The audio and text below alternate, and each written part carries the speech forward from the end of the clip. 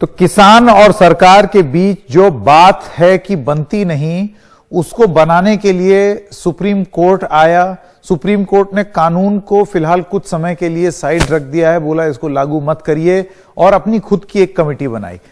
खबरों की खबर में आइए आपको बताते हैं कि सुप्रीम कोर्ट ने क्या कहा। खबर से शुरुआत करते हैं। सबसे पहले तो सबसे पहली बात, तीनों कृषि कानूनों को लागू करने पर रोक लगा दी है सुप्रीम कोर्ट ने, उच्चतम न्यायालय ने। उन्होंने कहा है कि जमीनी हकीकत जानने के लिए एक कमेटी होनी बहुत जरूरी है।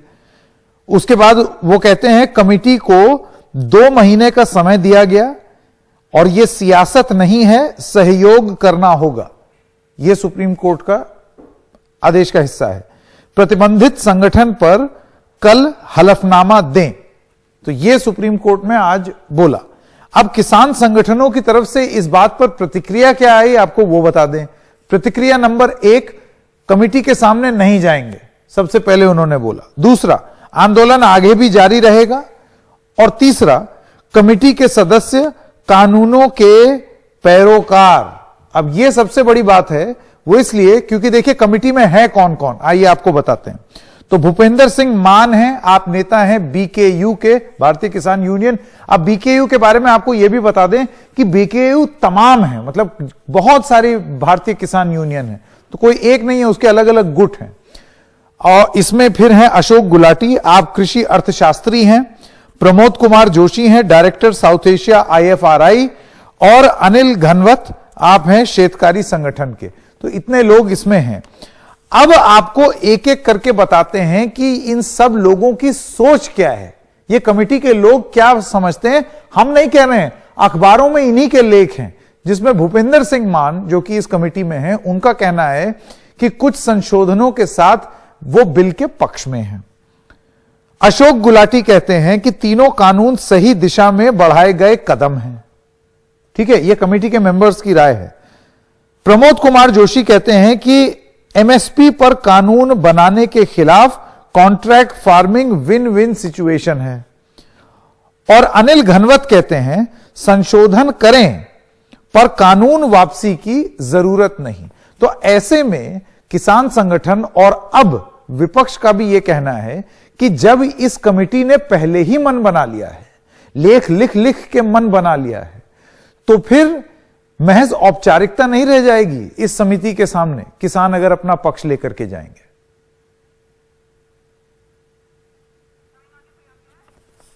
मैं स्वागत करना चाहता हूं डॉक्टर दर्शन पाल, अध्यक्ष हैं क्रांतिकारी किसान यूनियन के, हमारे साथ जुड़ गए हैं।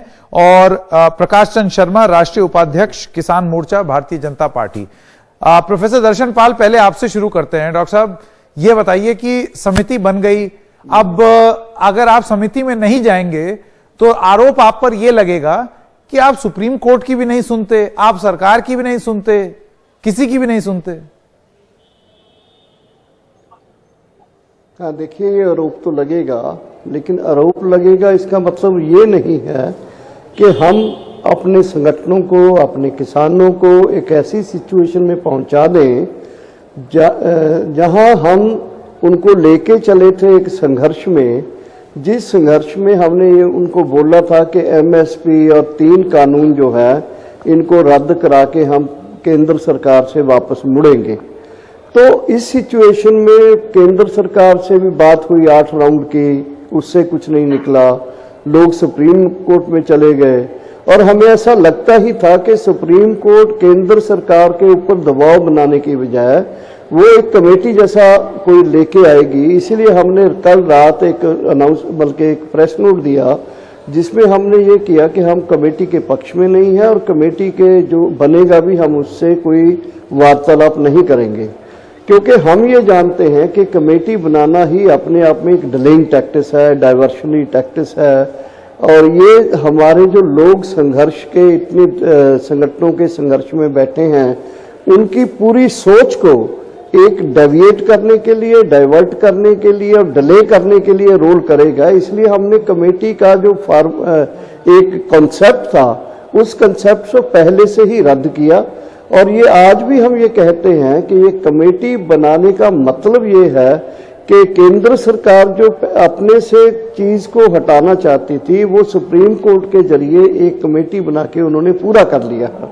और ये लोग बोलेंगे भी, देखिए ये तो सुप्रीम कोर्ट की कमेटी को भी नहीं मानते हैं, ठीक है बोलेंगे, लेकिन इस डेमोक्रेटिक सिस्टम में जहां हमें स्ट्रगल करने का। मैं आपसे एक चीज ये जानना चाह रहा हूं कि आप बार बार कह रहे हैं कि ये सरकार के पैरोकार हैं और सरकार ने पहले से ही ये तय कर लिया था कि अब सुप्रीम कोर्ट के मत्थे मर देंगे। आपको मालूम है ना कि ये एक तरीके का आरोप है जो आप उच्चतम न्यायालय पर लगा रहे हैं। नहीं, मैं आरोप नहीं लगा रहा हूं, मैं ये कह रहा हूं कि केंद्र सरकार भी पहले चाहती थी कि एक कमेटी बनाया जाए, जिसको हमने नहीं माना। वो सुप्रीम कोर्ट से के जरिए, सुप्रीम कोर्ट को हमने क्लियरली बोला था कि हम कमेटी के माध्यम से कोई निगोशिएशन नहीं करेंगे। हमने प्रेस के जरिए भी बताया कि निगोशिएशन करने का जो तरीका है वो गवर्नमेंट है, पार्लियामेंट है, गवर्नमेंट के रिप्रेजेंटेटिव हैं जिनसे हम निगोशिएट कर रहे हैं। सुप्रीम कोर्ट चाहता तो गवर्नमेंट को बोलता कि गवर्नमेंट चाहे तो उन कानूनों के बारे में कोई तुरंत फैसला ले सकती है, नहीं तो लिया। सरकार से तो बात जवाब कर रहे हैं। नहीं डॉक्टर दर्शन पाल, देखिए मैं बस एक चीज समझना चाह रहा हूं कि सरकार से तो आपने अब तक बात की 8 राउंड 9 राउंड, बात तो नहीं बनी ना। ये बार बार सुप्रीम कोर्ट भी अपनी बात में कह रहा है कि सरकार विफल रही है, इस वजह से एक कमेटी आई है। नहीं संकेत जी देखिए कि ये बात सही है कि गवर्नमेंट के पाले में हमारा बॉल था, एक बात। दूसरी बात यह है कि सुप्रीम कोर्ट में जब केस आया है तो सुप्रीम कोर्ट को भी ये जानकारी होनी चाहिए कि कोई कमेटी के मेंबर भी जो बनाएंगे वो कमेटी भी एक डिलेइंग टैक्टिक्स के लिए ही बनेगी, ये हमारा मानना है।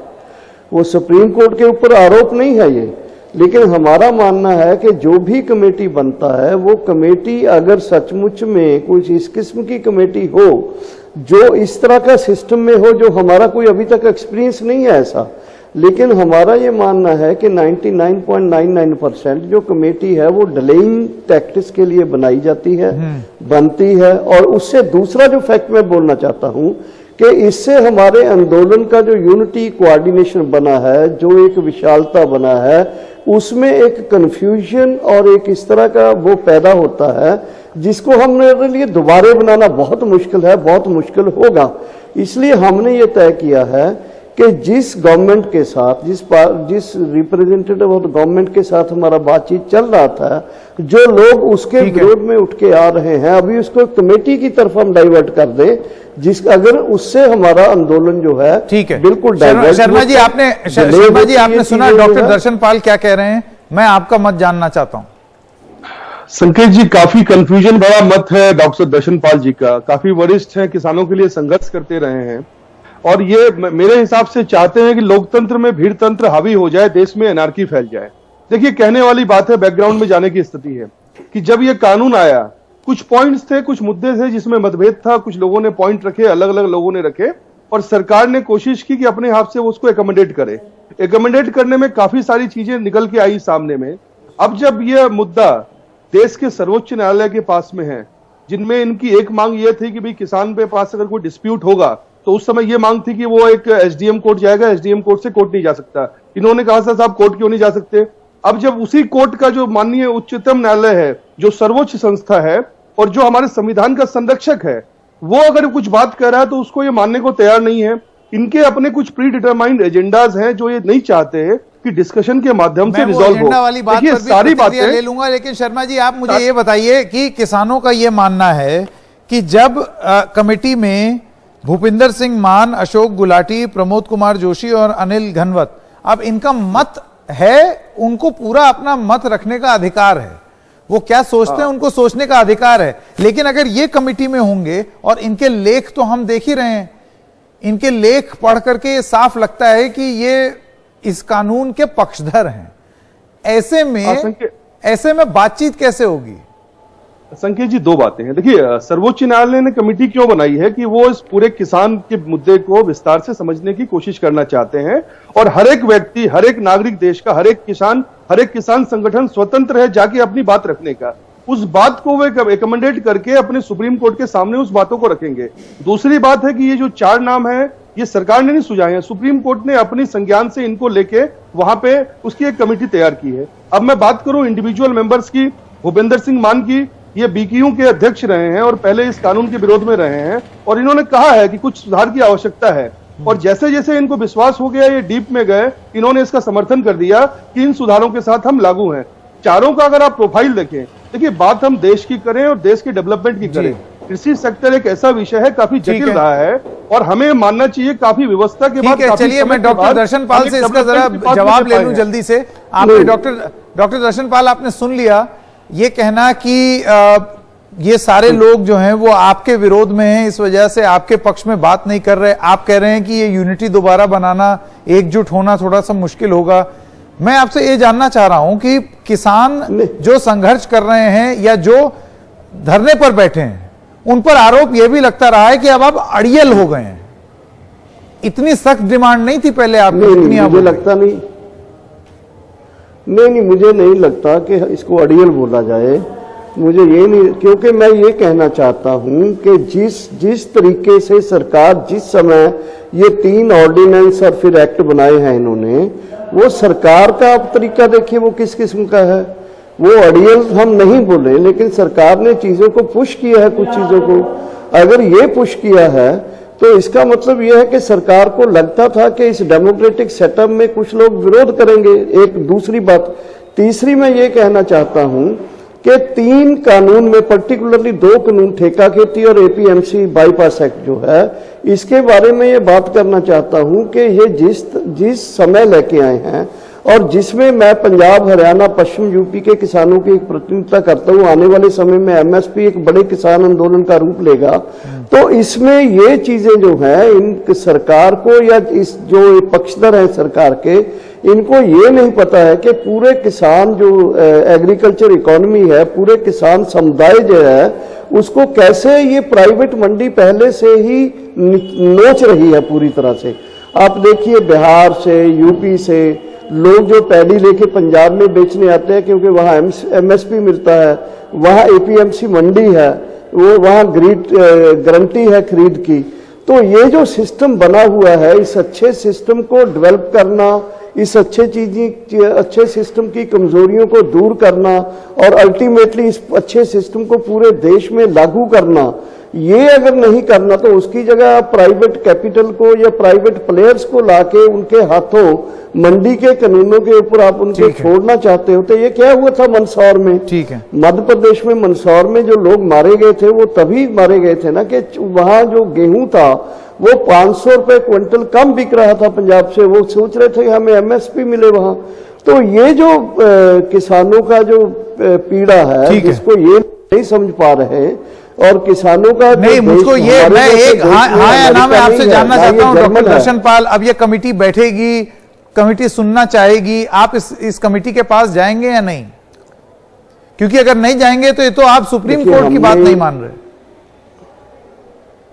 देखिए, हमारे किसान संगठनों ने तय किया है कि हम इस कमेटी की फॉर्मेशन के साथ ही विरोध में है, इसलिए हमने कल ही ये प्रेस को जारी किया था कि सुप्रीम कोर्ट को कमेटी नहीं बनाना चाहिए। हमारे लॉयर्स ने भी हमसे बात करके हमने यही तय किया था। तो ये ठीक है, सुप्रीम कोर्ट की वो होगी, मतलब कंटेम्प्ट होगी तो क्या है, ये अलग बात है। गवर्नमेंट भी हमारी नहीं बात मान रही है। सुप्रीम कोर्ट ने भी अल्टीमेटली किया क्या, जख्म के ऊपर नमक छिड़का है, एक कमेटी बना दी और कमेटी में वो लोग ले लिए जो कानून बनाने वालों, मतलब कि गवर्नमेंट को सलाह देते थे कि ऐसे कानून बनाओ, उसके लिए आर्टिकल लिखते हैं। और फिर भूपेंद्र मान का मेरे पास 2 पेज का वो मेमोरेंडम है जो गवर्नमेंट को लिखा साइन करके कि इन कानूनों को इम्प्लीमेंट करो। इसी तरह से ये हमारे गुलाटी जी को कौन नहीं जानते कि क्या उनका नीति क्या है, बाकी लोगों को कौन नहीं जानते। तो ये जो लोग हैं, इन लोगों का अगर मतलब चल रहा है और सुप्रीम कोर्ट भी ऐसे लोगों को वो दे रहा है और गवर्नमेंट भी अगर इस तरह से किसानों के साथ उसके साथ ऐसा अन्याय कर रही है, तो आने वाले दिनों में पूरे एक बड़े आंदोलन के लिए तैयार रहना चाहिए देश के लोगों को और अपने गवर्नमेंट को भी। ठीक है, समय खत्म हो गया मेरे पास। डॉक्टर दर्शन पाल और प्रकाशन शर्मा, आप दोनों का बहुत बहुत धन्यवाद शामिल होने के लिए इस चर्चा में। एक छोटे से ब्रेक के लिए रुक रहे हैं, अभी हाजिर होते हैं।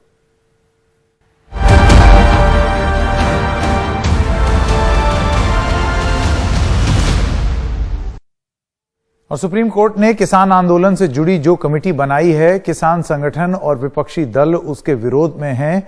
दोनों का कहना है कि कमेटी के सदस्य पहले से ही कानून के समर्थक हैं। हम समझते हैं कि सरकार की ये शरारत है कि वो अपने ऊपर से ये प्रेशर कम करने के लिए सुप्रीम कोर्ट के जरिए ये कमेटी वगैरह ले आई, जिसका हमने कल ही विरोध कर दिया था कि हम ऐसी कमेटी के सामने पेश नहीं होंगे। हमारा आंदोलन एज इट इज सरकार के साथ चलता रहेगा। दूसरी बात, वो कमेटी भी जो बनी है, ये डायरेक्टली और इनडायरेक्टली किसी भी तरह हम उसको नहीं मानते, लेकिन वो सारे के सारे जो कमेटी के मेंबर्स हैं वो प्रो गवर्नमेंट है। सारे वो लोग हैं जो अब तक सरकार के कानूनों को सही ठहराते रहे हैं कि ये कमेटियां ये सब कुछ इशू को ध्यान डाइवर्ट करने के लिए है ताकि सरकार से प्रेशर कम हो जाए। तो हमने तय किया है कि हमारा ये आंदोलन चलता रहेगा। सुप्रीम कोर्ट ने जो संज्ञान लिया और चिंता जाहिर की वो स्वागत योग्य है। सुप्रीम कोर्ट की चिंता से हम भी अपने आप को जोड़ते हैं। पर साथियों, उस 4 सदस्यीय कमेटी जो सुप्रीम कोर्ट ने बनाई, वो चारों सदस्य जो कमेटी के सदस्य हैं, उन्होंने तो पहले से ही सार्वजनिक तौर से ये निर्णय कर रखा है और बात कही है कि ये तीनों काले कानून सही हैं। कमेटी के जब चारों सदस्य पहले से ही मोदी जी के साथ खड़े हैं, मोदी जी के काले कानूनों के साथ खड़े हैं, खेत और खलिहान की मोदी जी की साजिश के साथ, बेचने की साजिश के साथ खड़े हैं, तो ये कमेटी किसानों से न्याय कैसे करेगी?